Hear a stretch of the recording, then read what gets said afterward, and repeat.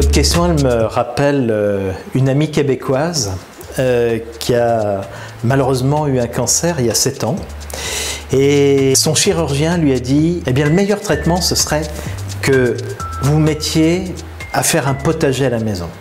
Et elle dit, oui, mais c'est pas possible parce que j'ai une grande plate-bande devant, j'ai des fleurs avec une pelouse, puis derrière le jardin est trop petit, il y a la piscine, j'ai pas la place. Et le chirurgien lui dit, mais devant, vous retirez les fleurs, la pelouse et vous faites votre potager. Elle dit, je peux pas faire ça à mes voisins, c'est ouvert, il n'y a pas de clôture.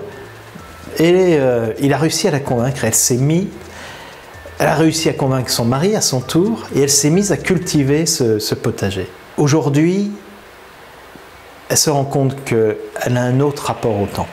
Parce qu'il faut chaque jour travailler un peu ce potager, désherber, planter, semer, récolter, tailler. Et donc, elle prend du temps pour elle, pour son potager, ou elle prend du temps pour son potager pour elle. Et donc, le fait d'avoir pris ce quart d'heure, cette demi-heure quotidienne sur le devant de chez elle et d'avoir travaillé avec son mari en se disant ça peut pas être beau un potager, il faut qu'il soit beau. Et donc du coup ils ont fait le système que ma grand-mère alsacienne faisait, c'est-à-dire les fleurs autour et mélangées avec les légumes. Et finalement en faisant ça, elle s'est rendue compte qu'avec son mari, ils ont arrêté de manger en regardant la télévision parce que ils se sont rendus compte qu'ils pouvaient manger en terrasse côté rue. Ils se sont rendus compte qu'ils parlaient avec leurs voisins parce que quand tu fais un potager devant la rue, les gens qui sortent leurs chiens s'arrêtent et échangent sur ce... Et ils ont retrouvé une vie sociale beaucoup plus forte. Ils ont retrouvé un lien aux légumes beaucoup plus fort. Ils mangent beaucoup moins de plats préparés, beaucoup moins de viande. Et elle a retrouvé un équilibre de vie qu'elle a créé par elle-même au travers du potager.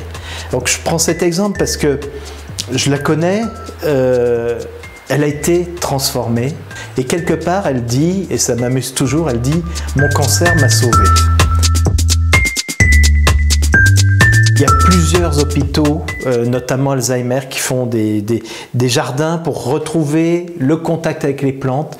Par exemple, les plantes, il y a des jardins de plantes odorantes, de manière à retrouver le sens de l'odorat.